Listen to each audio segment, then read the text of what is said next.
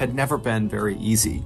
She was born in 1947 in a very small rural town in Central Florida to parents who were deaf and who had almost no money. So from a young age, Peggy had to go to work, except the only jobs she could land were either extremely low paying or they were just outright dangerous, like overnight shifts at isolated truck stops on deserted highways where she would waitress there all by herself. But Peggy never complained about her job prospects. Instead, she just took whatever jobs were available because she knew that she and her family needed the money. And whenever she was working in a dangerous environment, she would intentionally put on this very tough exterior to make sure no one attempted to take advantage of her. And despite her small stature, she quickly developed a reputation amongst her coworkers as somebody you did not want to mess with. Peggy didn't take crap from anybody.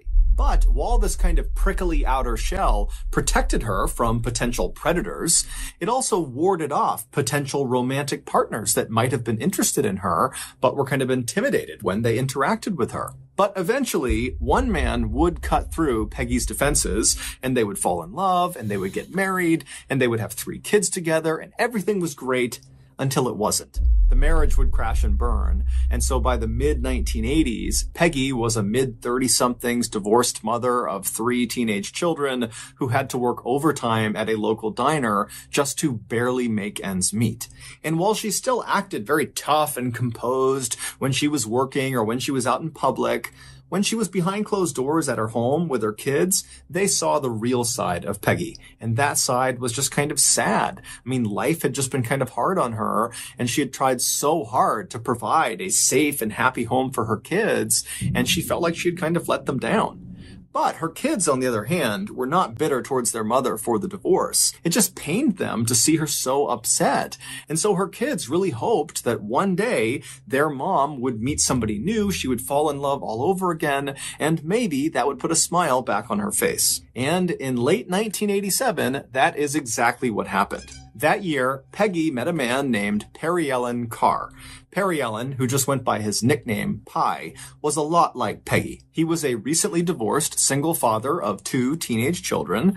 He didn't take crap from anyone, and like Peggy, he had been kind of forced to start working at a fairly young age. When Peggy met him, he was living with his 2 kids in another tiny central Floridian rural town called Alturas, and he was the foreman of a local phosphate mining company there. Phosphate is a chemical that has a number of industrial and consumer uses. So Peggy and Pie, they start dating, and right away, Peggy's kids notice this huge shift in their mother. I mean, now she's all smiles, she's so happy. It seems like Pie is the knight in shining armor that's come to save the day. And then, just a couple of months later, in April of 1988, Pie and Peggy would get married, much to their children's excitement. And then after the marriage was finalized, Peggy and her 3 kids moved in with Pie and his 2 kids in his home in Alturas, Florida. And for a while, this newly blended family worked out perfectly, even though they were living in a fairly small house. And so all 5 of them were kind of all over each other, but they got along great. And it was kind of fun to have so many people in this house all the time. It was kind of crazy and hectic, and overall, the house just felt like it was bursting with life. But within a few months of Peggy and her kids moving in with Pie and his kids, Peggy and Pie started to have marital issues. It was like all their early chemistry had just totally vanished, and in its place was nothing. They basically completely resented each other, and everything they did upset the other person. And then, adding fuel to the fire, were rumors that began spreading around this small town where everybody knows each other, that Pie was apparently back together with an ex-girlfriend, and so he was having an affair. And so Pie, he denied these accusations, but Debbie totally believed them. And so their fights got worse and worse and worse, and the more they fought, the more a wedge was kind of driven down the center of this blended family, where Peggy's kids automatically took their mother's side, and Pie's kids automatically took their dad's side. And so from the outside looking in, it seemed plainly obvious that Pie and Peggy's marriage was not going to last. But before their marriage could fall apart, something totally unexpected happened that would link these 2 families together forever.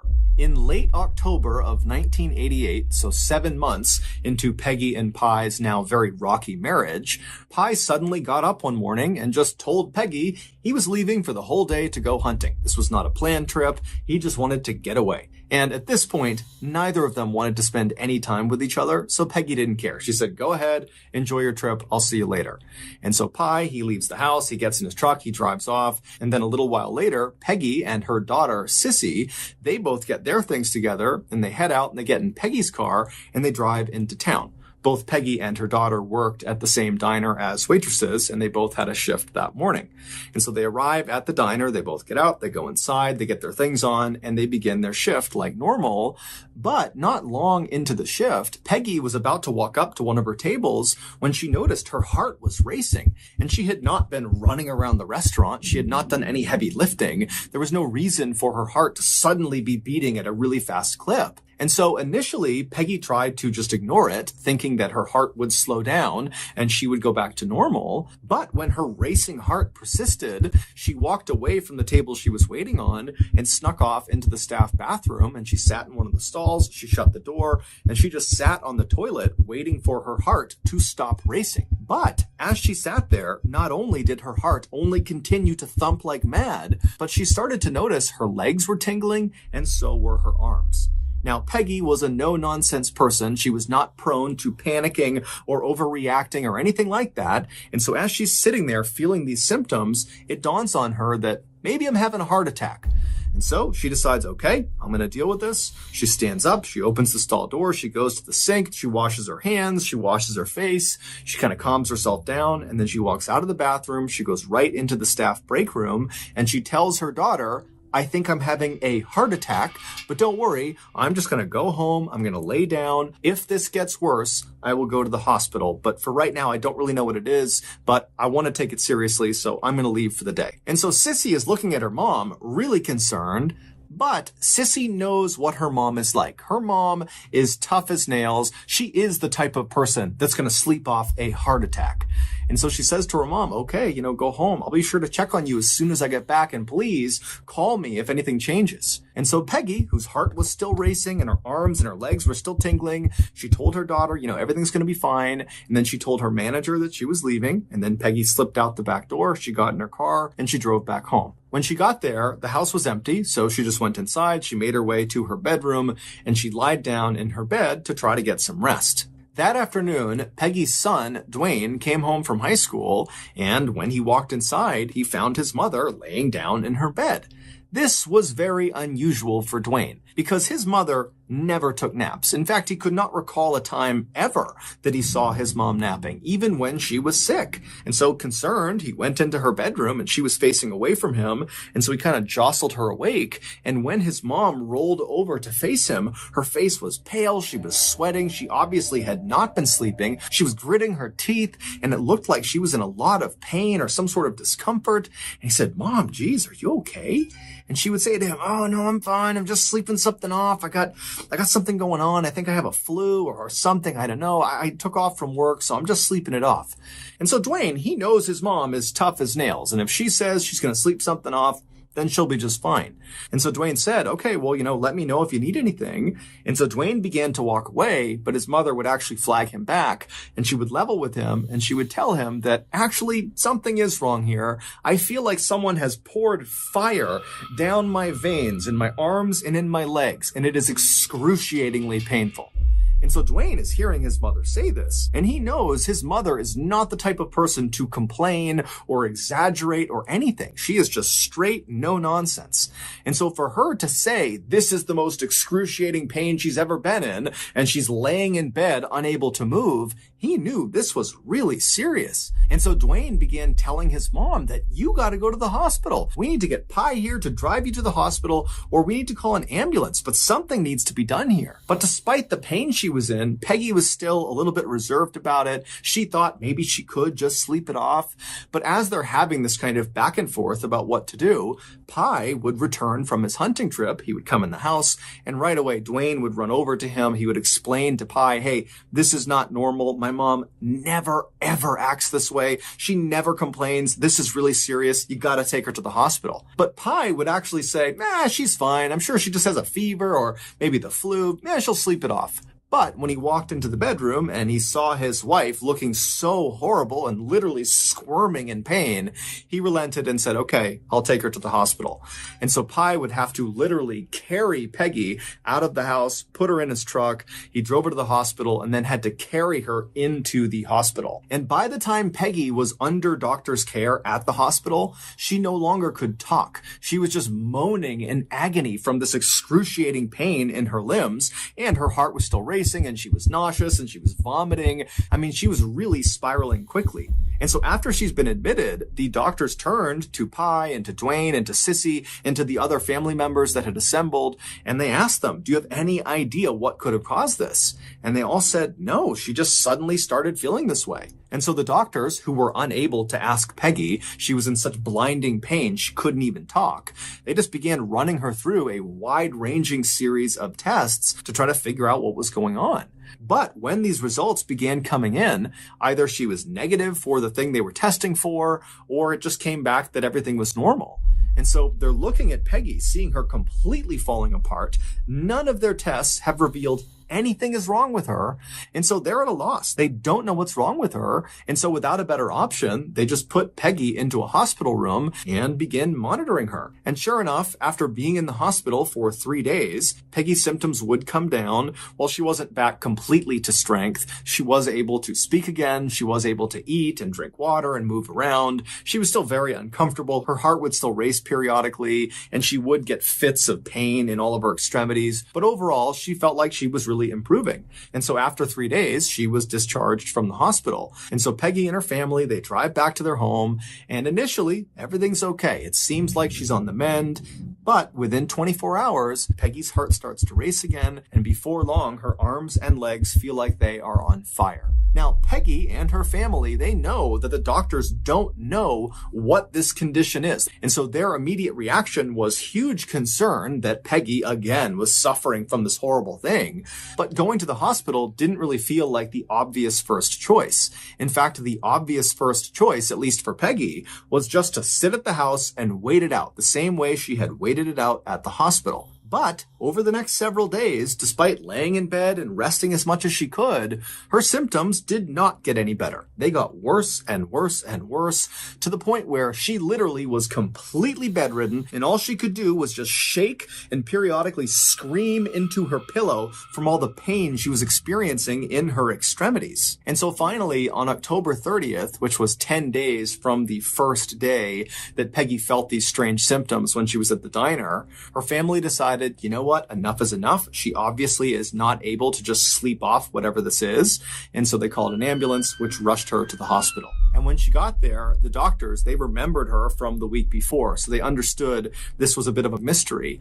But just in case, they ran the exact same battery of tests on her to see if maybe now there was some other indication of what this was. But again, all of the tests came back, and they either came back negative or inconclusive, or just showed that, nothing was wrong with her. The doctors even ran her through some tests for poison, thinking, maybe she accidentally ingested something toxic, and that's what's causing all of this. But those tests as well came back negative. And so totally stumped, the doctors decided the only thing they could do was once again put her in a hospital room and just monitor her. And so that night, Peggy was wheeled into a room, and all night, up and down that hospital wing, people listened to the sound of Peggy screaming at the top of her lungs from the pain she was experiencing. And then the next morning, the whole situation got even worse, not only for Peggy, who by now was dipping in and out of consciousness, but also for the rest of her family. Because that morning, Peggy's son, Dwayne, and Peggy's stepson, so Pi's son, Travis, they were both admitted to the same hospital for exhibiting these same symptoms as Peggy. Their heart was racing, they were nauseous, they were vomiting, and their arms and legs were starting to tingle. And so the doctors, with nothing else to do, just ran Dwayne and Travis through all the same same tests they had put Peggy through, and they all came back negative or they came back normal. However, shortly after Dwayne and Travis had been admitted to the hospital, a neurologist who was looking after Peggy, he noticed something about her condition, and suddenly it was like his medical training from back in college kicked in, and he remembered something very specific that lined up exactly with what he was seeing in Peggy. And he suddenly realized that he knew what was going on. And so he told his colleagues, they ran out and they got this very specialized testing kit that doctors very rarely use. It's only for this one really specific and very rare condition. And they tested Dwayne and Travis and Peggy. And sure enough, the next day, the results came back and all three tested positive for this condition that the neurologist had guessed. And even though there was a cure for this condition, for Peggy, it was too late. Her body had been so completely ravaged that even if they administered the cure, it would not work fast enough to save her life. And so that day, the doctors went to Peggy, who despite being on all these painkillers is still squirming and writhing in pain and screaming into her pillow. They would tell her, "You're going to die. The only thing we can do is try to make you as comfortable as possible and then try to save your boys." Not long after being told this terrible news, Peggy would slip into a coma, and then 4 months later, on March 3rd, 1989, Peggy's family had to make the heart-wrenching decision to pull her off life support. And then at that point, she passed away. As for her two boys, Dwayne would remain hospitalized for 2 months and would make a full recovery. As for Travis, he would remain hospitalized for 6 months, and while he would recover, he would never walk normally again. Even though the actual medical condition that killed Peggy and nearly killed Dwayne and Travis was completely known at this point. Everybody knew what it was. What nobody could figure out was why this happened. Why in the world did this happen to these people? It made no sense. However, shortly after Peggy's death, that mystery would actually begin to unravel in the most bizarre and totally roundabout way.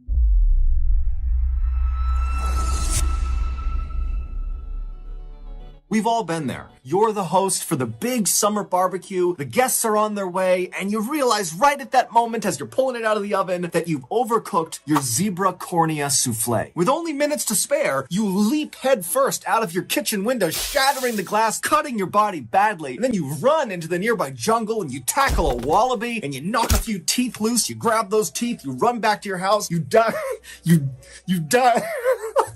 You dive back into your house head first through a different window. You cut yourself up badly again. You get inside your kitchen and you whip together a wallaby teeth salad just in time as your guests are coming in the door and right before you pass out from blood loss. Crisis averted, right? Wrong. Zebra cornea souffle and wallaby teeth salad, they're not good. But what is good is HelloFresh. HelloFresh is a meal service that delivers actually good tasting food right to your doorstep. Between menu items like cheese stuffed burgers and grilled salmon with balsamic tomatoes, you are not only going to wow your barbecue guests, but also you're going to avoid jail time for poaching wallabies and zebras, and you're going to avoid expensive medical and repair bills from all the jumping out the windows you were doing. HelloFresh recipes include pre-portioned ingredients, which means less prep time and less wasted food. HelloFresh also offers a line of kid-friendly recipes that are perfect for families that are looking to try something new as the summer winds down and we get ready for school to start up again. So, if you're ready to stop choking down zebra corneas and wallaby teeth, then you need to sign up for HelloFresh today. To do that, go to HelloFresh.com and use code MrBallen16 for 16 free meals across 7 boxes and 3 free gifts. Again, go to HelloFresh.com and use code MrBallen16 for 16 free meals across 7 boxes and 3 free gifts. Okay, back to the story.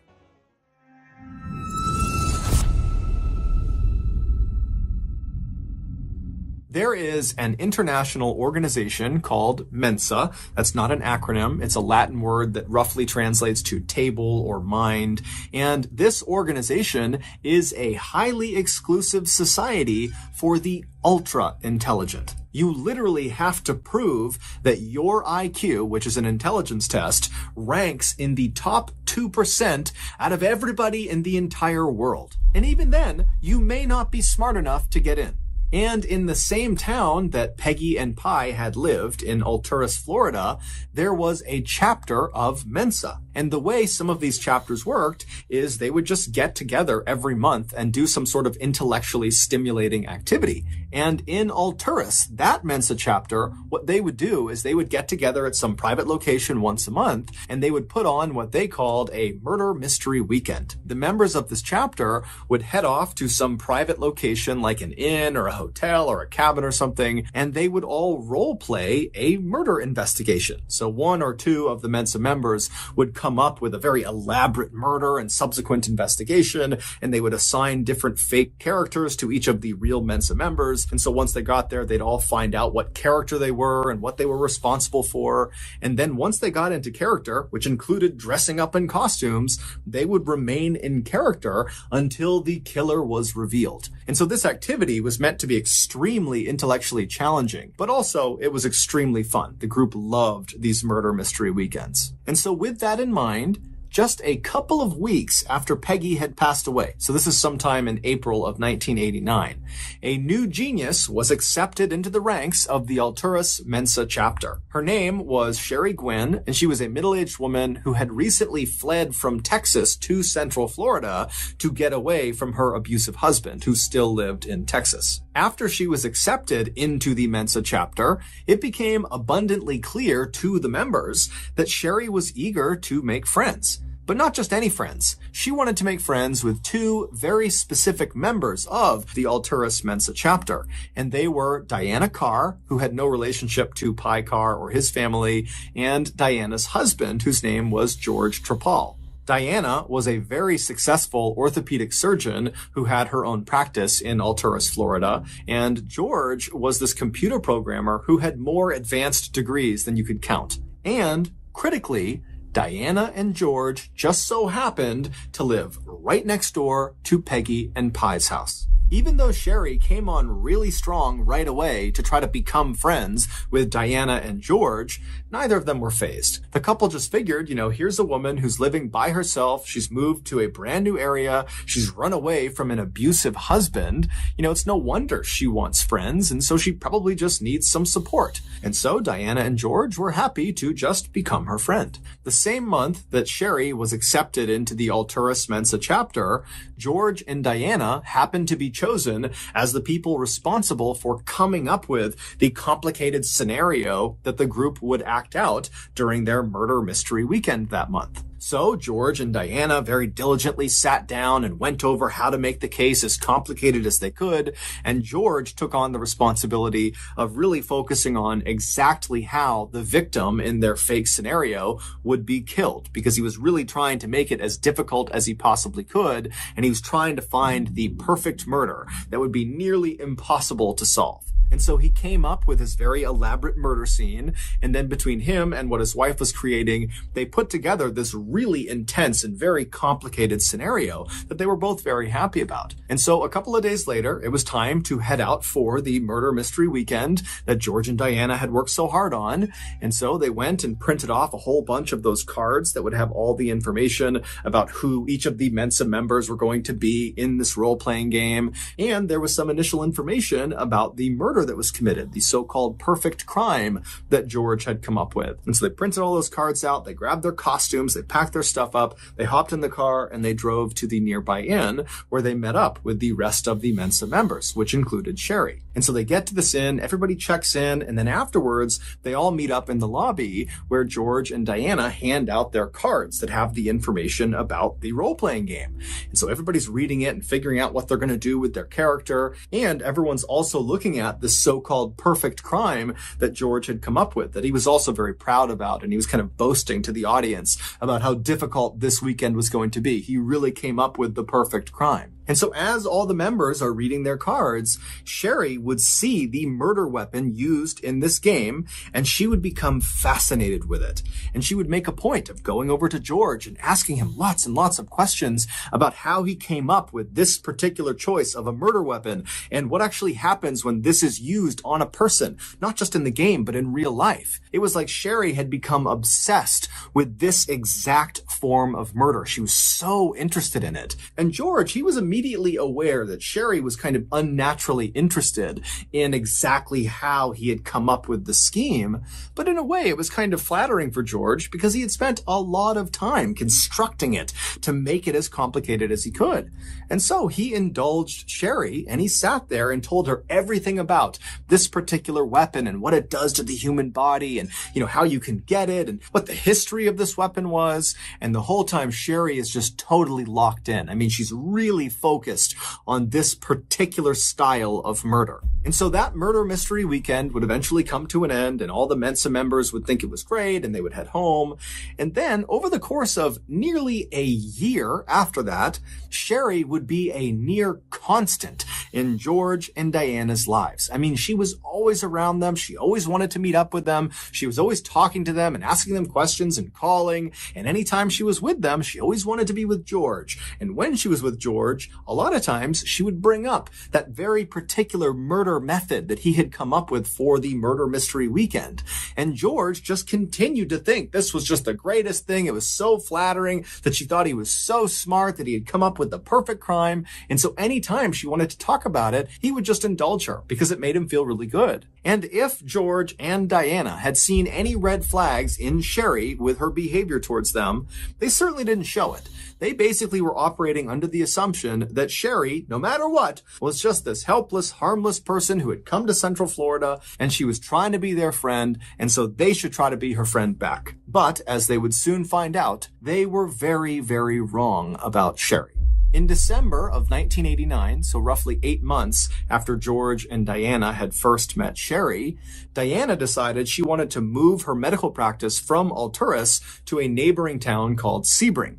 And the drive from where their house was in Alturas to where her new office was going to be was just far enough that it made sense for George and Diana to relocate to Sebring. And when Sherry discovered that the couple was moving, she immediately called George and said, "Please, let me rent out your house. I don't have a place to stay. I've been staying with friends. I'll pay whatever rent you want." And as it happened, George and Diana had actually talked about keeping the house and renting it out. And so it was actually a pretty easy decision. They trusted Sherry, and so they said, "You know what? That's fine. You can rent out the house for a couple of months, and then we'll decide if this is a long-term solution or not." And within just a couple of hours, Sherry was on Diana and George's doorstep with a sleeping bag and a small bag of toiletries ready to go inside. And so George and Diana, they grabbed the last couple of things they needed, and then as they walked out the front door, they gave their house key to Sherry and told her, hey, if you need anything, just give us a call. And then George and Diana, they climbed into their car, and as soon as they had drove off and were out of view, Sherry dropped her things and she kind of looked around, and then she ran inside of the house. And just minutes later, practically the entire Alturas Police Department came crashing through that front door after Sherry. And within an hour, the police department would find something that would not only reveal the true identity of Sherry and her true intentions, but it would also reveal the truth about what happened to Peggy and her family. A couple of days before Peggy first started feeling bad, when her heart started racing and her arms and legs began tingling at the diner, a couple of days before that, someone had placed 8 Coca-Cola bottles, so full sodas, glass bottles, inside of Peggy and Pi's kitchen. And they set these 8 drinks kind of tucked away inside of a storage nook. A couple of days later, the family discovered these sodas, but they didn't think anything of it. They figured somebody else in the family had bought them and left them in the kitchen, and so they were fair game. And so before long, Peggy and the rest of her family were drinking these Cokes. But Peggy, who was notorious for loving Coca-Cola, drank way more than anybody else. Well, it would turn out all 8 of those Coca-Colas had been tampered with. They all contained a significant dose of the heavy metal called thallium. Thallium is odorless, it's colorless, it's tasteless, and even though there are very small trace amounts that naturally occur inside of our bodies, if there's even a little bit more than that inside of our bloodstream, it becomes lethal. And so when Peggy was admitted to the hospital the second time, around the same time that Dwayne and Travis were also admitted, that neurologist who was looking at Peggy, what he noticed about her condition was that her hair was starting to fall out. And that's when it clicked for him. He had this flashback to his medical training where he was taught about thallium poisoning, and one of the symptoms was hair loss. The other symptom was extreme pain in the extremities. And so the neurologist and his colleagues went and got a thallium test kit, and they tested Dwayne and Travis and Peggy, and they all came back positive for thallium poisoning. But the level of thallium inside of them was astronomical. The boys are lucky to have survived. They had 20,000 times the amount that naturally occurs inside of the human body. As for Peggy, she had an astounding 50,000 times the amount that naturally occurs. Way more than was lethal. And so that was why the doctors told her, there's nothing we can do. Your body is basically already dead. You're just technically still alive right now. And so the rest of the family, besides Dwayne and Travis, would also test for thallium, and they would all, with the exception of one child, have elevated levels of thallium. However, compared to Dwayne, Travis, and Peggy, of course, their conditions were negligible, and they would all make full recoveries. And so the doctors realized fairly early on that this family has been poisoned. And so they contacted the police, who launched an investigation. And right away, their primary suspect was Pi. He and Peggy had been fighting extensively before she fell ill. He also had that kind of abrupt hunting trip that lined up with the day Peggy started feeling sick. And so they're thinking, okay, well, did that have something to do with how he planted the thallium? And then also there was the fact that Pi worked at the phosphate mining company and so had access to fairly rare chemicals. However, upon closer inspection, Pi did not have access to thallium specifically. Thallium is incredibly rare and very expensive. And it just seemed odd that he would use thallium to poison and kill his wife, but he would also poison himself and his son, who he adored.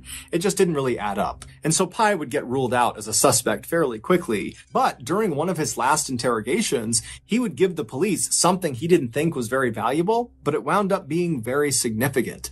He would say that 3 months before Peggy got sick, their family received a death threat. He opened the mail one day and there was this typed out note that said, your family needs to leave Florida in the next 2 weeks or you're all going to die. But Pi thought it was some stupid teenage prank, and so he didn't think anything of it. And then when 2 weeks went by and they weren't dead, he just kind of forgot about it. And so after the police have ruled Pi out as a suspect, they didn't know where to turn. They had no other suspects. And so they just began focusing on who might have written this note. And that's where Sherry comes in. Sherry Gwynn was not a Texas transplant who had come to Central Florida to run away from her abusive husband. Sherry Gwynn wasn't even her real name. Her real name was Susan Gilek, and she had lived in Central Florida for most of her life. Susan was very smart, but she certainly was not Mensa-level genius smart. And so almost certainly her paperwork that got her in to the Alturas Mensa chapter was forged. Susan also had absolutely no interest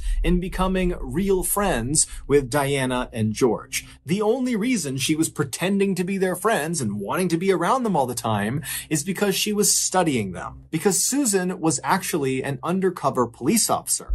She had been sent undercover after the police discovered Diana and George were responsible for that death threat letter that was sent to Peggy and Pi. It would turn out Diana and George hated Peggy, Pi, and their kids. They hated them. They thought they were obnoxious. They were too noisy. They were annoying. And so Diana, who for context was the type of person who would stop people mid-sentence and correct them if they ever referred to her as anything other than Dr. Carr, she had gotten into at least 1 or 2 serious yelling fights with Peggy and with Pi and their kids when she had gone over to tell them to turn their music down and be quiet and do this and do that. And Peggy and Pi, they're not putting up with that. They just told her to get out of here. As for George, he didn't get into any public altercations with Peggy and Pi and their family. George was a very meek and submissive guy. He was very meager, and he was mostly a recluse. But he spent virtually all day peering out the window at Peggy and Pi and their family,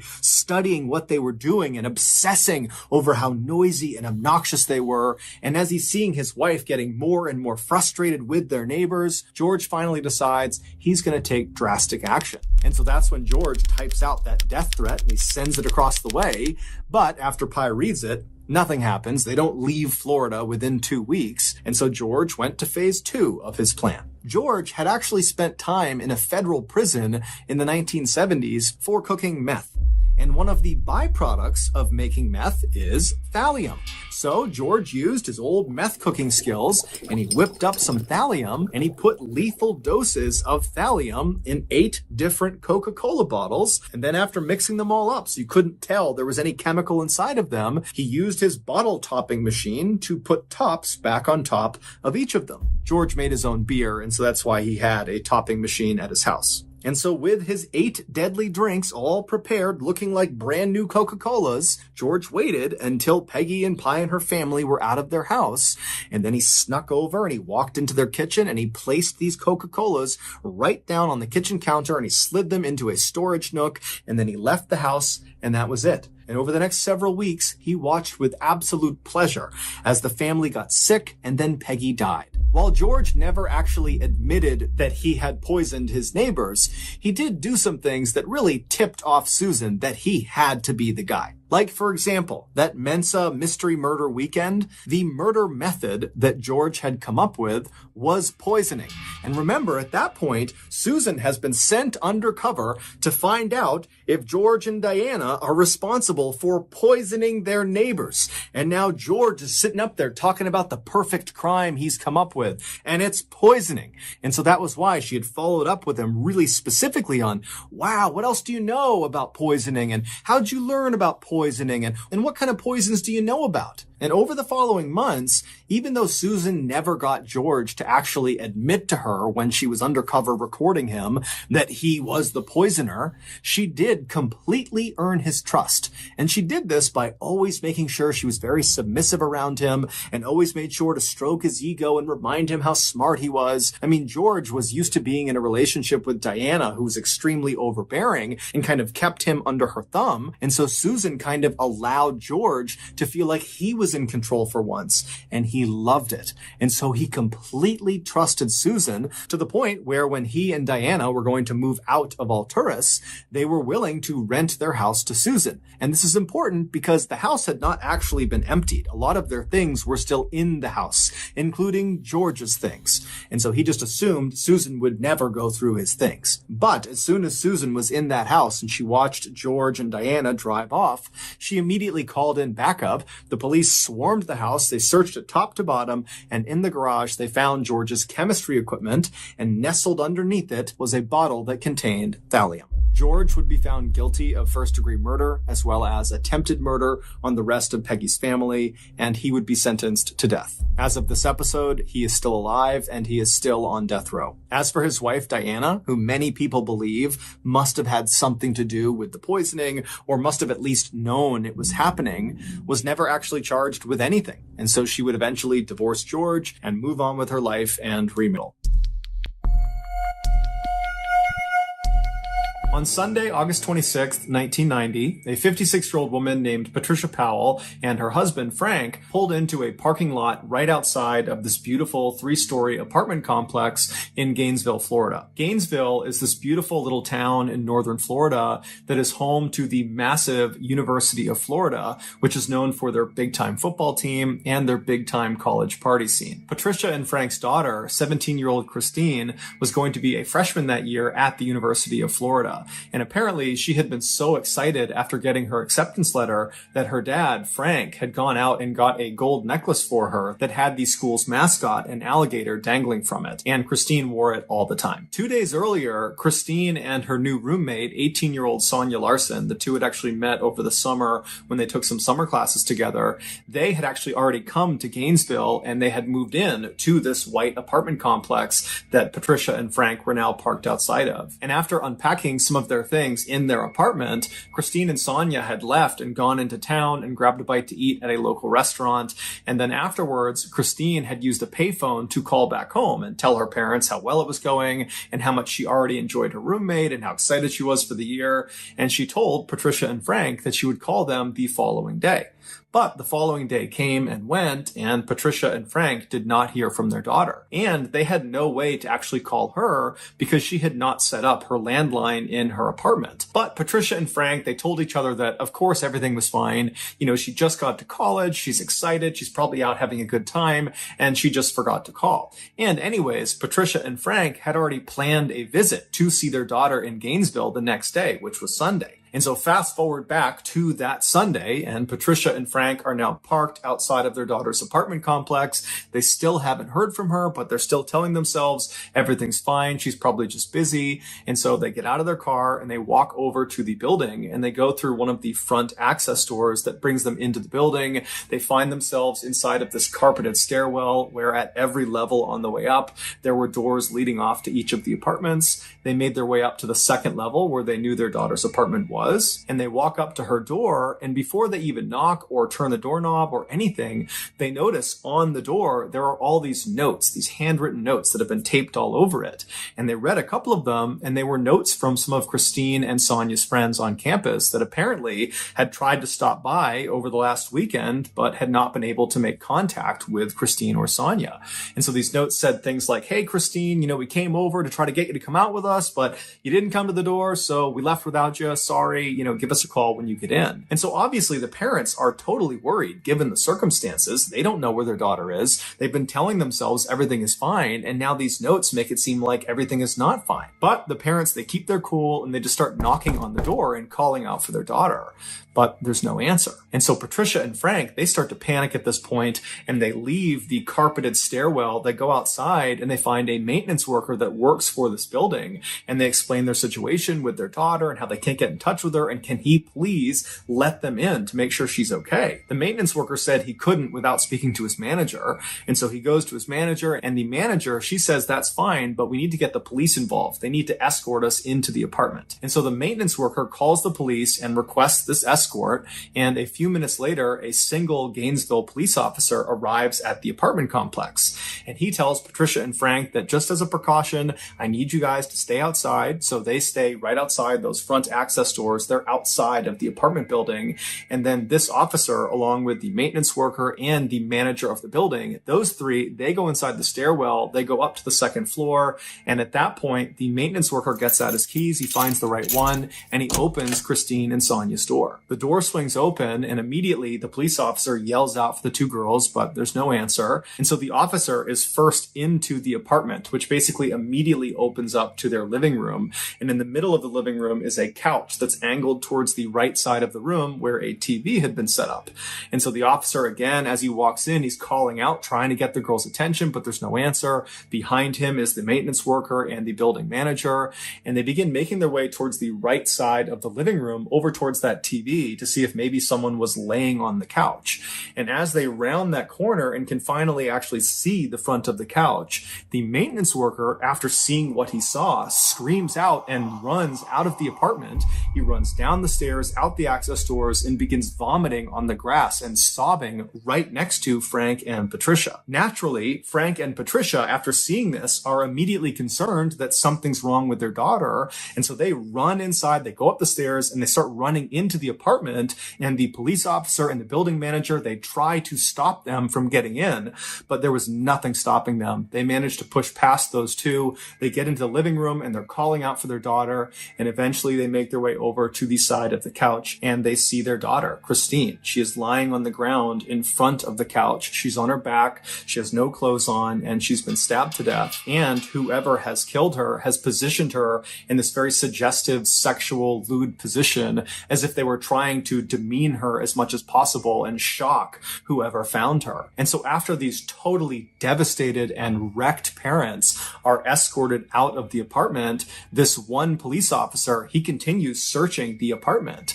And so he searches the rest of the first floor. There's no sign of Sonia. He goes upstairs and he finds Sonia. She's laying on her bed. She also has no clothes on. She's been stabbed to death, and she's positioned on the side of the bed in a sort of suggestive, lewd position, much like Christine downstairs. It would later be determined that Christine had been sexually assaulted, but Sonia had not been. The officer at this point leaves the apartment. He goes outside. He walks past the grieving parents who are being consoled by the building manager and the maintenance worker, and the officer goes over to his car and he uses his radio to call in for backup. A forensics team comes out to the apartment and they begin processing the scene, and right away they discover on the outside of the door frame of the door leading into the apartment, there were markings on the edge that looked like someone had used a screwdriver or some similar instrument to pop open the door. They also found there was a towel and some soap that was lying on the ground near Christine's body and near the couch that had apparently been used to both clean Christine's body and also clean some other parts of the apartment. And so they believe this was done to try to intentionally destroy evidence, suggesting the killer or killers were somewhat sophisticated. They also discovered there was some residue on Christine's wrists that indicated at some point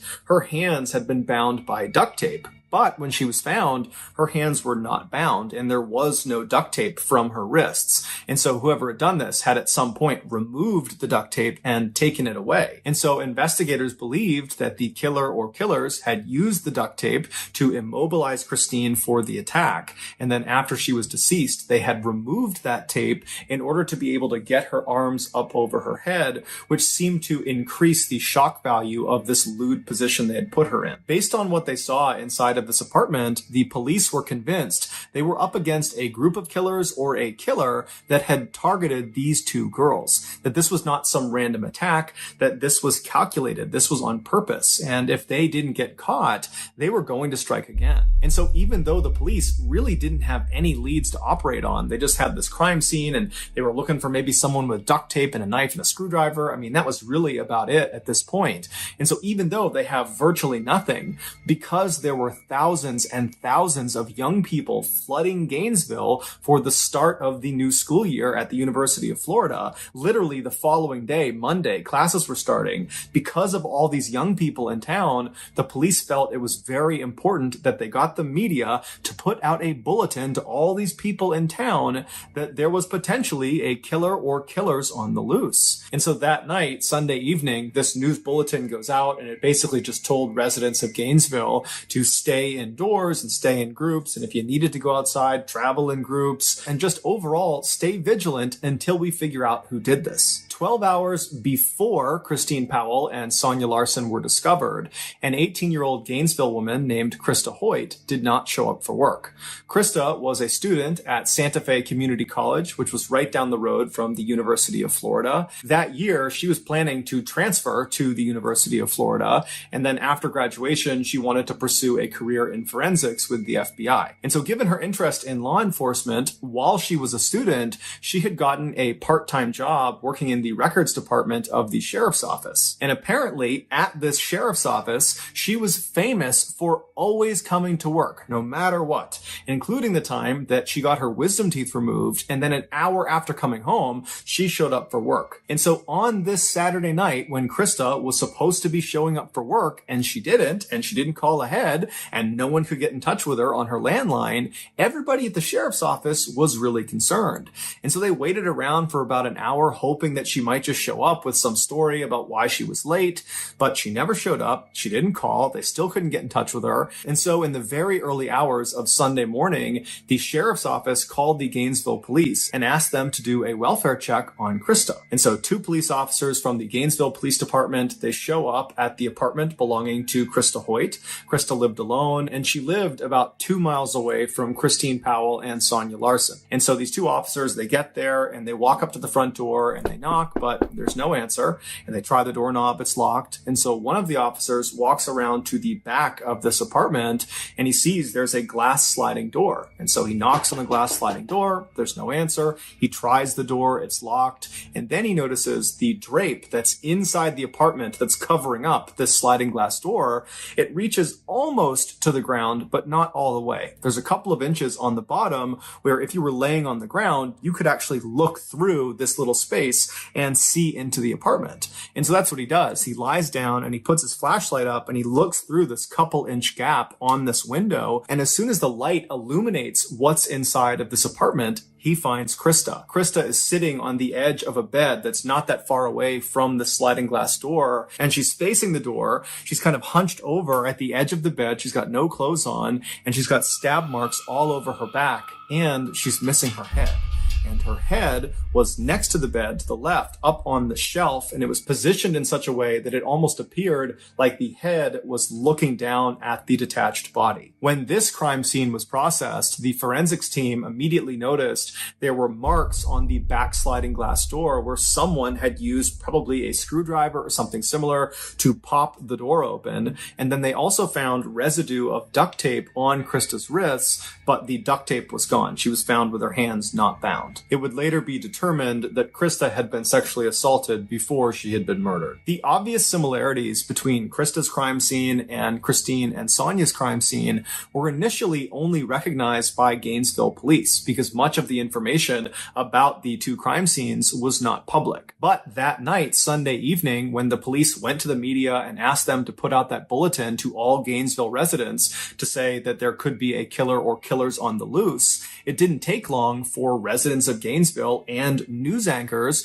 to begin speculating that you have these two murders that have happened really close together physically. They're less than 2 miles apart, and they've probably occurred within the last 24, 48 hours. So they've happened in rapid succession. They're both unsolved. And so even without intimate details of the crime scene, it wasn't hard to say, I think these two are probably connected. And so that night, Sunday evening, Gainesville really went into a state of panic. And within hours of this news, you had stores all over Gainesville that had sold out their deadbolts and locks, their mace, their stun guns, their baseball bats, their actual guns, their knives. I mean, people were really trying to arm themselves to protect themselves against this unknown threat that was murdering students in Gainesville. And the police, even though they did not come out and substantiate the claims that, perhaps these two homicides are connected, they did believe they were. And so that night, Sunday night, as all this chaos is kind of unfolding in town, the police put hundreds of officers all over the place, on foot on every street corner. They had police cars and trucks parked all over the place. I mean, the entire town was on an extreme heightened alert because the police believed another attack was imminent. And so all they could do was try to come out in force to try to discourage the killer or killers from striking again. But as it would turn out, it didn't work. By the following morning, so Monday morning, what was happening in Gainesville had gone from just being a Florida story to a national story, and everybody all over the country was talking about it. And one woman named Lisa Byers, who was in her 20s, she did not live in Gainesville, but she had a very close friend who did. She was 23-year-old Tracy Paulus. Tracy had taken some years off from college, but that year had decided to go back and give it another go. And so she was enrolled at the University of Florida. And so Lisa called Tracy and said, hey, I'm watching the news. This is crazy what's happening in your town. How are you holding up? And Tracy would tell her that, I'm just as concerned as everybody else. It's terrifying to think there are killer or killers on the loose, but I think I'm okay because I have my roommate. Tracy's roommate was 23-year-old Manny Taboda, who was this big, strong, former football player who was very close with Tracy. The two had never dated, but they had been very good friends for a number of years. And he too had taken some time off of school and had agreed to go back because Tracy had convinced him, come back, get your degree with me and we'll live together. And so when the news broke about these killings happening in their town, Manny had told Tracy that he would protect her, that nothing would happen to her. And so when Lisa heard this from Tracy, that she thought that she was okay because she has Manny and, he'll look after her, and they were not planning to really leave the apartment much besides classes, Lisa was reassured, but she was still worried. And so she told Tracy, please give me a call this evening after you come back from classes just to let me know that everything is okay. And so Tracy said she would, and then they hung up. And then that evening, Tracy did not call Lisa back. And so Lisa tried calling Tracy, but no one picked up. And so that night, Lisa went to bed. She was very worried, but she went to sleep. And then early the next morning, which was Tuesday morning, she tried calling Tracy again, but there was no answer. And so Lisa reached out to a mutual friend of theirs that lived in the same apartment complex in Gainesville. His name was Tommy. And so she asked Tommy, can you please go over to Tracy's apartment and make sure she and Manny are okay? And so Tommy said, no problem. I'll give you a call from Tracy's landline once I talk to her. And so about 5 minutes later, Tracy got a call. She picked it up, and it was Tommy calling from Tracy's landline, and he was just screaming. When the police arrived at Tracy's apartment, they found Tracy in her bedroom, and like the other victims, she had no clothes on. She was positioned on the side of the bed in a very suggestive, lewd position. She had been stabbed to death, and it would turn out she had been sexually assaulted. And then down the hall from Tracy, they found Manny. He was in his bed, and he too had been stabbed to death, except he had his clothes on, and he was not positioned in a suggestive position. He had kind of died wherever he was, and that was the position they found him in. The forensics team, when they processed the scene, they found markings on the outside of the back sliding door where it looked like someone had used a screwdriver to pop pop open the door. And then on Tracy's wrists, they found that residue from duct tape, but there was no duct tape. It had been removed. At this point, to the police, it was undeniable that they were up against a serial killer or killers. And when the news broke that there was now a fourth and fifth victim, and they were both college students, and one of them was now this big strapping man that apparently was taken down just as easily as these other four petite women, this threw Gainesville into an absolute state of pandemonium. Suddenly, it felt like no one could protect them. The people in Gainesville, they were fair game. It didn't matter that police were out in force in the streets, and you had people walking around with guns and baseball bats and mace, and you had people locking their doors and sleeping in groups. It was like no measures were actually stopping these killings from happening. Whoever was doing it was killing with impunity. And so that day, Tuesday, you had hundreds and hundreds of students from the University of Florida just leaving the school who just didn't come back. And as for the police, they called in the FBI and the National Guard. And so by that night, Tuesday night, there were literally hundreds of officers and state police officers all over the place. There were helicopters overhead, both police helicopters and news helicopters with spotlights. They had National Guard military-style trucks all over the place. And so Gainesville was really at the highest alert you could possibly be on. But even still, the people of Gainesville, they were not going to feel safe until the police made an arrest. And the next day, just 24 hours after Tracy and Manny had been found, the police did just that. After receiving dozens and dozens of tips about one particular individual, they were able to arrest 19-year-old Ed Humphreys, who was a freshman at the University of Florida. They arrested him for domestic abuse because he had actually struck his grandmother in the face. And so they pick him up for domestic abuse, but they set his bail at a whopping $1 million, which is way higher than you would normally expect for a domestic abuse charge. But this was a unique circumstance where he was being arrested for one thing, but really he was being looked at as the suspect of these 5 homicides. And so the police really needed him to stay behind bars. And this massive bail, that did that. He had no way to pay it. And so while Ed was behind bars, the police began investigating him, and they found there was a lot of reasons to believe he was the serial killer. He had shown he was willing to be violent because, after all, he punched his grandmother in the face, and people that knew him said he was totally mentally unstable and that he hated women and that he would walk around with a knife on his belt basically all the time. And at night, he was known to walk around the forests of Gainesville. There were these very thick forests that kind of butted up against the University of Florida, and he would walk through the forest at night, which put him very close to the different apartment buildings where all the victims were found. And on top of all that, Ed Humphreys just looked like what you would imagine a serial killer would look like. He had all these deep scars all over his face, and his eyes looked totally hollow, like he was permanently on drugs, and he was seen smiling at the cameras when he was led in and out of the courtroom. And to make him even more suspicious, as soon as he was arrested, the attack stopped. There were no more slayings in Gainesville. And so naturally, the country believed Ed was the guy. Basically, everyone thought Ed was the guy. But it came back that his blood type was type A, and the killer or killer's blood type, the blood that had been found at the various crime scenes, was type B. Now, this did not clear Ed of guilt because people believed there was a chance that, he could have been involved in some way. Perhaps he had an accomplice or multiple accomplices.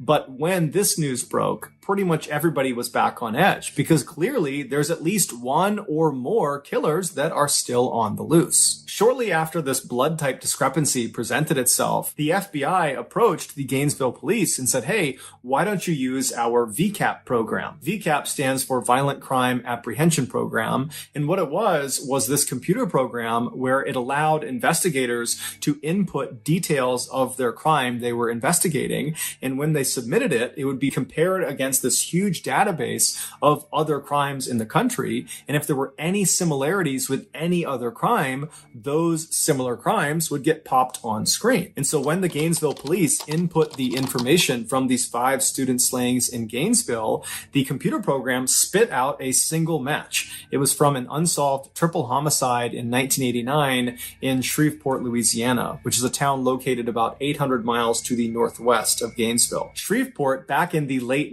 1980s was considered so safe by its residents that many of them didn't lock their front doors and they would leave their car keys just sitting on their front dash. But in 1989, that would all change. On Friday, November 3rd of that year, 8-year-old Sean Grissom was dropped off at his grandfather's house in Shreveport. He was there to celebrate his 8th birthday.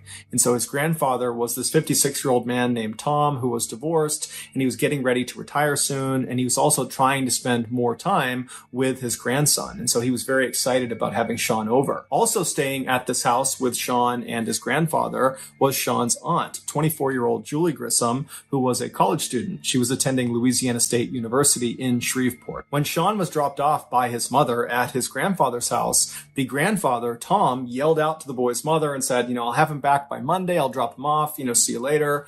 And so Sean's mother, she leaves, and that day and the following day, she doesn't hear from Sean's grandfather or from Julie. And so come Sunday night, she tries calling them to, see what's going on. She knows they're having a great time and doesn't really want to interrupt them, but she also hasn't heard from them, but they don't pick up. She convinces herself that everything is just fine, that I'm sure there's an explanation. And so she ends up going to bed. And so the next morning, Monday morning, when Sean is supposed to be dropped off early enough that she can take him to school, when he doesn't show up, the mother calls the grandfather back and tries to get in touch and figure out what's going on, but she can't get in touch with him. And so she's telling herself that, okay, well, his grandfather must have just dropped him off at school. And so the mother calls Sean's school, and the school says, no, we have not seen Sean today, and we haven't heard from him, so we don't know what's going on.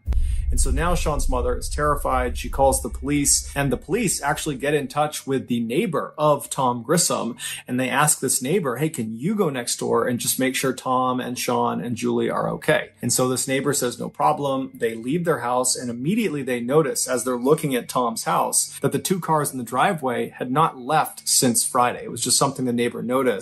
And then they also noticed that there were 2 newspapers at the end of the driveway. It was the Monday and Sunday paper, and they knew Tom always read the newspaper. And so the idea that he would just leave them sitting at the end of the driveway, that didn't really add up. And so the neighbor walks around to the front door, and they notice there are lights on inside, and they knock on the front door, but there's no answer. They try the front door, but it's locked.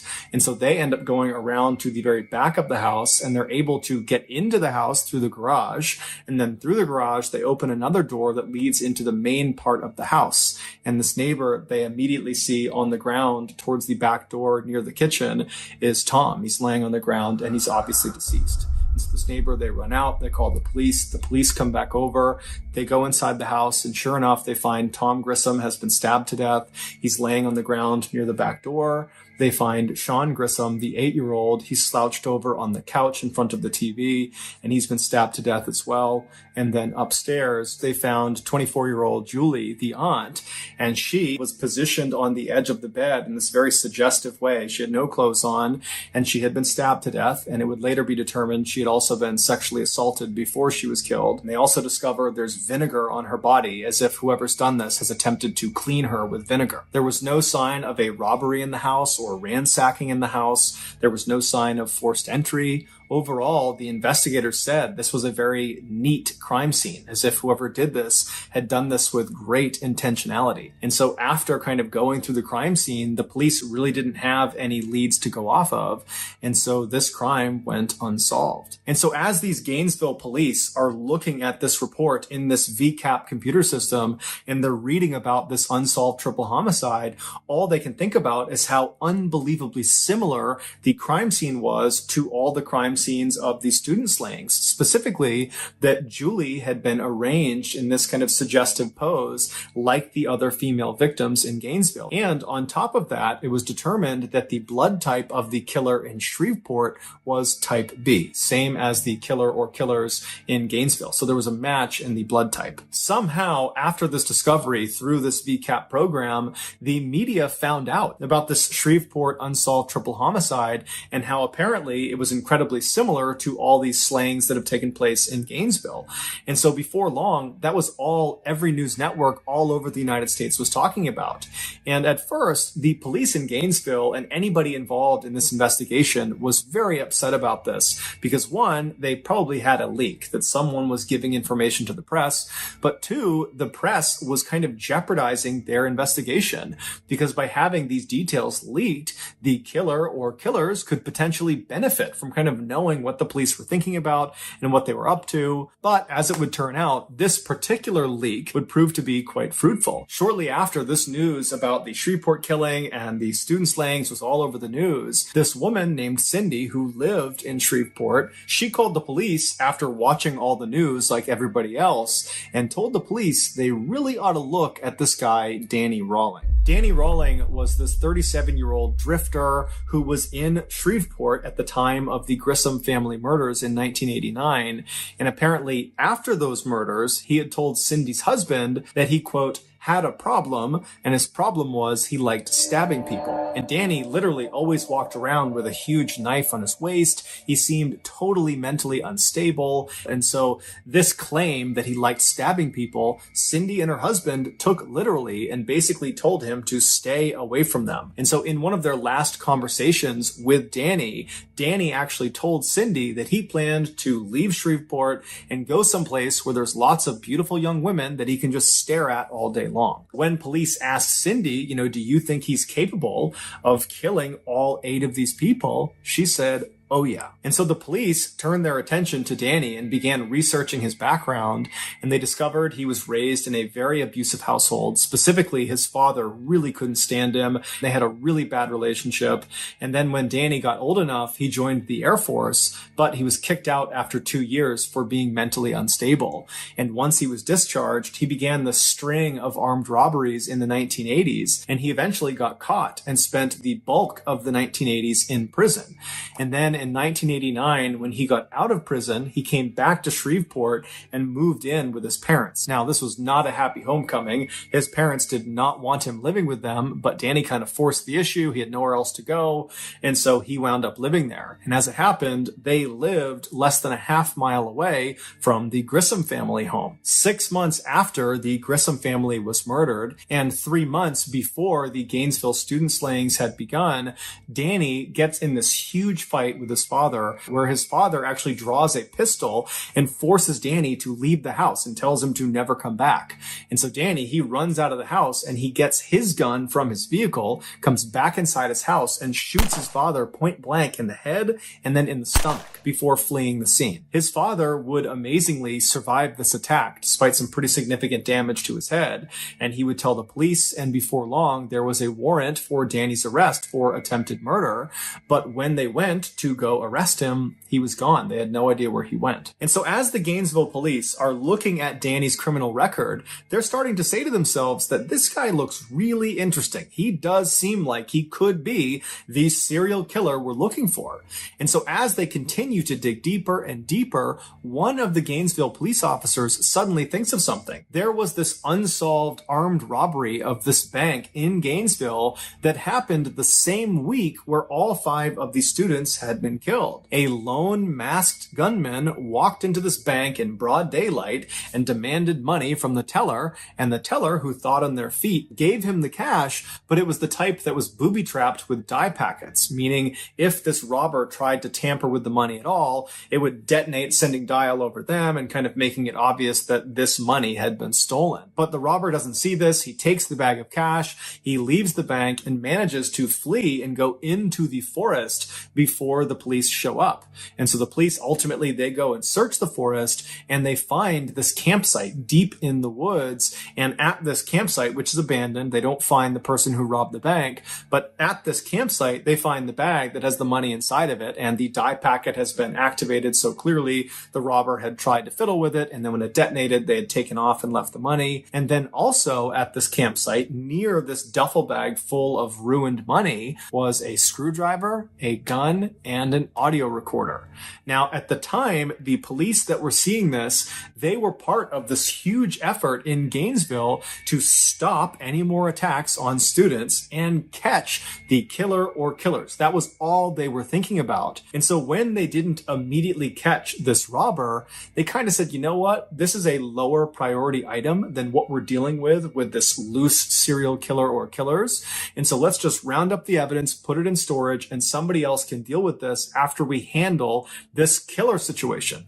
And so no one listened to the audio recording. They just put it in evidence. They grabbed everything else, put it in evidence, and they threw it in the storage room. And so now this Gainesville police officer that's just remembered this unsolved armed robbery, he says to the group that's investigating Danny, he says, hey, since Danny has a penchant for armed robbery, clearly he has a rap sheet full of armed robberies, maybe if he was the serial killer and he killed all these students, that would have meant he was in Gainesville. And so maybe he committed this armed robbery. And so we should go look at the evidence and listen to that tape. And so the officers, they practically run to the storage locker. They get the evidence from this unsolved armed robbery. They come back and they hit play on this audio recorder. And what they hear is unbelievable. They hear on this recording a man singing a song. It's clearly a song he wrote. And he's singing about being a, quote, mystery killer. And then it kind of segues into him talking about how to effectively kill a deer with a knife, to be really effective with a knife. And he's getting into really graphic detail of how to do that. And then somewhat unbelievably on this audio recording, the man identifies himself. He says his name is Danny Rawling. And so this audio recording was huge. It meant Danny Rawling, the guy they're looking at as potentially being the serial killer, was definitely in Gainesville, in the woods near the University of Florida, the same time frame that all of the victims were killed. Also, the screwdriver that had been found at this campsite matched the markings that had been made along the outside of some of the door frames of the victims' homes. They also went into Danny's military records, and it showed he had a blood type of B. So his blood type matched the blood type that had been found in all of the victims' homes. And so just like that, Danny became the number one suspect. And when they went to figure out where he was, amazingly, they found he was already in custody. He was being held in a jail cell 40 miles south of Gainesville for another armed robbery. And so immediately, Danny was charged in the murders of the 5 Gainesville students. They couldn't charge him for the 3 Shreveport murders because they just didn't have enough evidence. And then after that, Danny was transferred to Florida's maximum security prison to await trial. Initially, Danny said he was innocent. He had nothing to do with the murders. But then almost 4 years later, when his trial was finally starting on the first day of his trial, he surprised everyone in the court when he stood up and said, I'm going to change my plea. I'm guilty on all 5 counts. I did kill all 5 students. He would tell the court the reason he did this is he wanted to be a superstar like the notorious serial killer Ted Bundy, who he looked up to. Danny would also, at another date, confess to killing the 3 Grissom family members in Shreveport. Because of Danny's detailed confessions, we now know all the terrifying details of what actually happened when he killed all 8 of his victims. Back on Friday, November 3rd, 1989, Danny was fired from his job as a waiter at a local restaurant in Shreveport. And so he was frustrated, he was angry, and he was kind of walking around his neighborhood when he decided the way he would kind of channel his frustration was he would go kill some people. And so he was armed with his K-bar knife, which he always carried with him. And he found himself standing in front of this little house, and he saw some people moving around inside, and he looked around. There wasn't anyone watching him. And so he just walked up to the front door. He tried the handle, and it was unlocked. And so before he opened the door, he made sure his knife was in hand. He opened the door, walked right in, and he saw Sean, the 8-year-old, sitting on the couch watching TV. And without any hesitation, he walked up behind him and stabbed him through the back, killing him almost instantly. And then Danny walked into the kitchen where he found Tom, the grandfather, who was making steaks out on the back grill. And so he was going back and forth between the kitchen and the grill, kind of getting ready for dinner. And at some point, when Tom came back into the house and was holding steaks in his hand, Danny leapt out and stabbed him. And even though Tom put up a fight, he was very quickly subdued as well.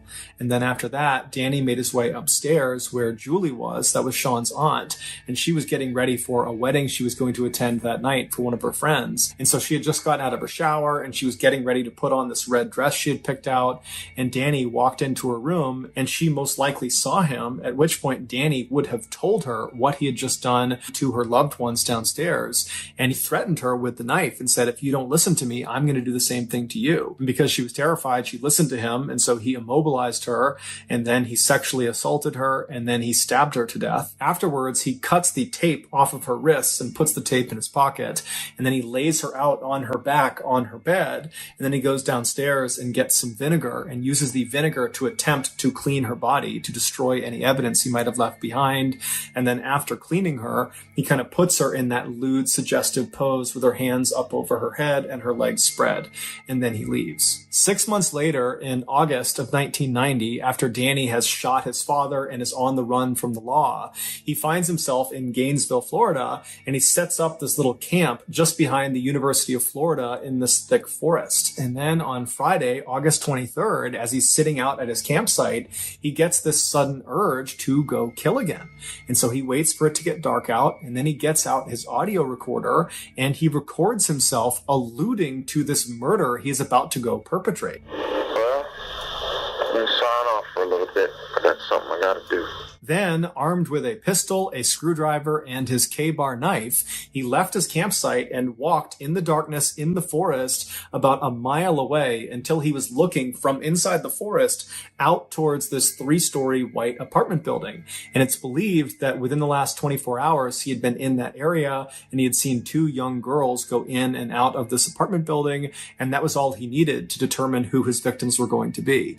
And so those victims were Christine Powell and Sonia Larson. And so when he was standing in front of their apartment building, he eventually strode out of the forest. He walked up to that access door that led him into that stairwell. He made his way up to the door of Christine and Sonia, and he used his screwdriver to pop the door open. He went inside and shut the door behind him and walked into the living room, and he found Christine was sleeping on the couch. And so he left her be. He didn't touch her. He went upstairs and he found Sonia sleeping on her bed. And so as he's standing there, realizing that he has these 2 girls, he needs to make a decision about which one he's going to kill first and which one he's going to sexually assault. And so as he's standing there looking over Sonia's bed, he decides he's going to kill Sonia and then he's going to sexually assault Christine. And so very casually, he walks into Sonia's room. She's fast asleep. She's on her back, and he pulls out a piece of duct tape, and he gets the duct tape in one hand and he pulls his knife out in the other, and he presses the duct tape over her mouth, which wakes her up, and then he drives the knife into her chest. And so Sonia would put up a pretty incredible fight, but ultimately she would succumb to her injuries. And then after she was dead, Danny just left her where she was, and he went downstairs and he found Christine was still asleep on the couch. She had not woken up from the commotion upstairs. And so he walked right in front of her, and standing over her with his knife, he kind of nudged her awake. And when she woke up, he had a piece of tape, he put it over her mouth, and he told her to be quiet and held up the knife and told her that I just killed your roommate, and if you don't listen to what I'm going to say, I'm going to kill you too. And so naturally she complied to what he wanted. And so she let her wrists be tied. And then at that point, he cut her clothes off. He sexually assaulted her, and then he stabbed her to death. And so after she was dead on the ground, he went and got that towel and that soap, and he began cleaning Christine's body to try to remove any evidence he might have left behind. And then he cut the duct tape off of her wrist and removed the duct tape from her mouth and put those in his pocket. And then he positioned her in that kind of lewd, suggestive position that she was found in. And then Danny went back upstairs and cut the clothes off of Sonia and then positioned her on the side of the bed in a suggestive position as well. And then Danny leaves the apartment. So he goes back into the woods. He walks in the wood line back to his campsite. But when he got there, he was just too jacked up. He was too excited from what he had just done that he just couldn't control himself. All he wanted to do was go out and kill again.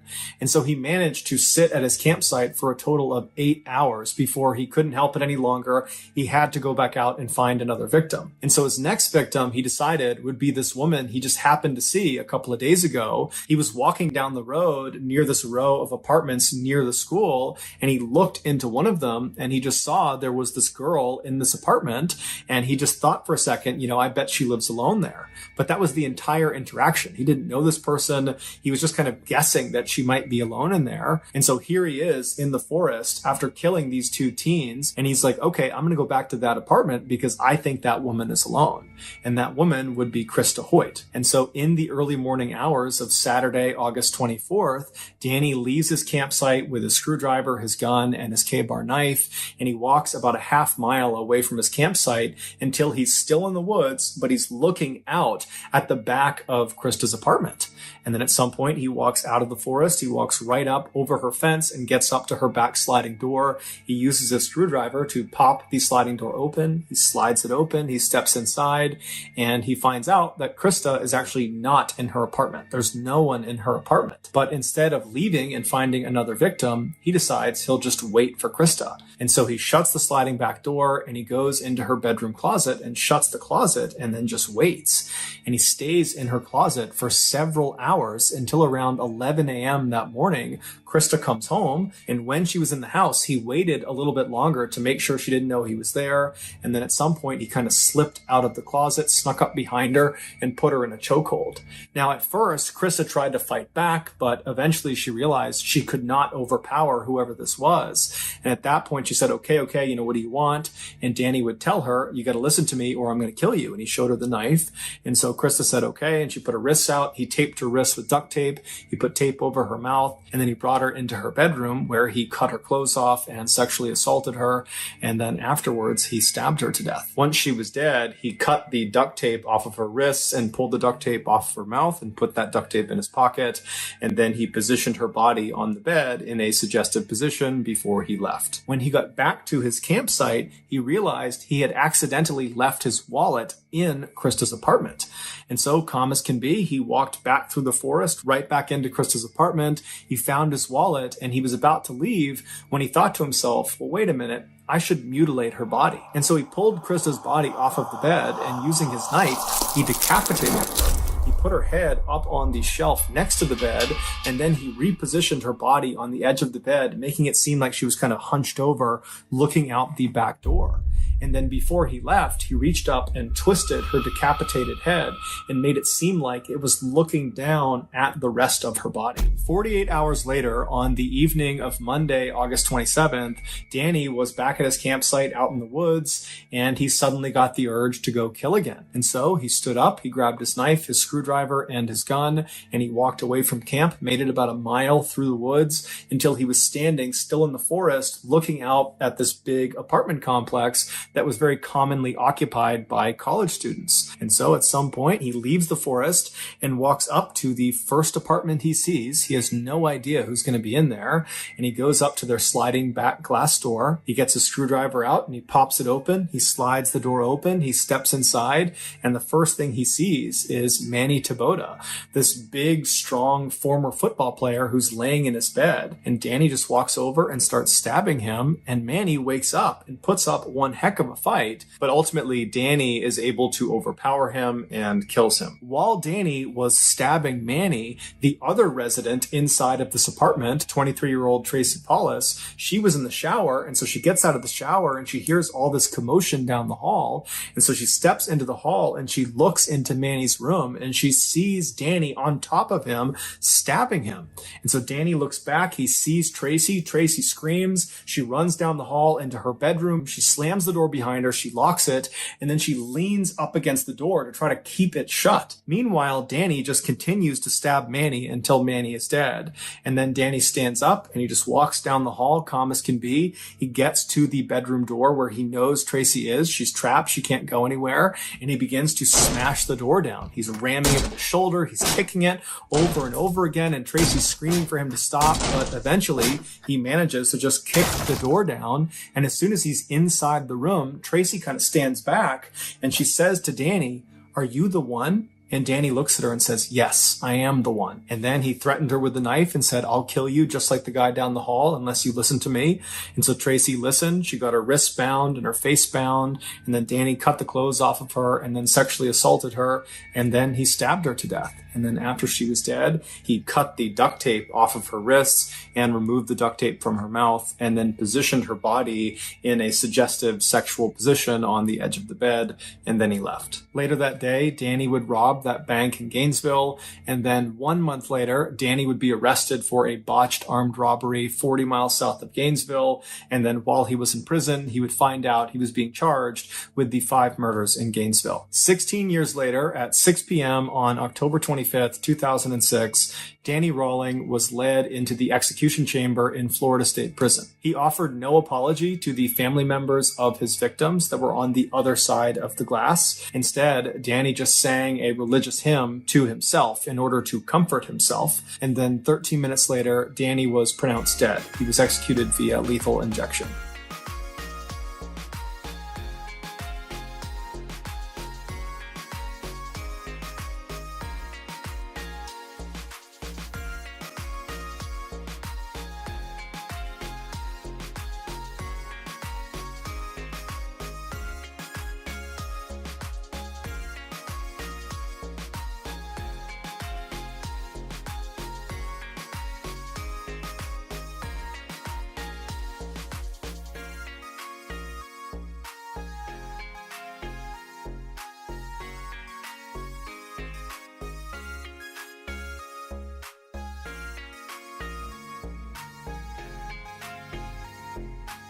So that's going to do it, guys. If you got something out of today's episode and you haven't done this already, please hide outside of the like button's house while they are watching Game 7 of the World Series.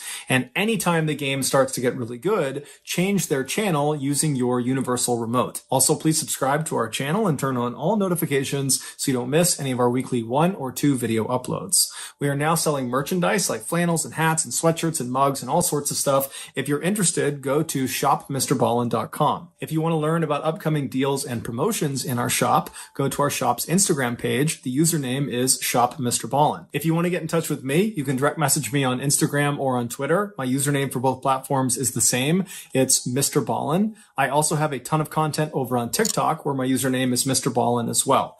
We also have a second YouTube channel called MrBallen Shorts where we post random short videos and lost episodes. We also have a Facebook page just called MrBallen where we post condensed versions of longer episodes you see on YouTube. If you have a story suggestion, please submit it to our subreddit just called MrBallen. It's linked in the description below. So whether I see you on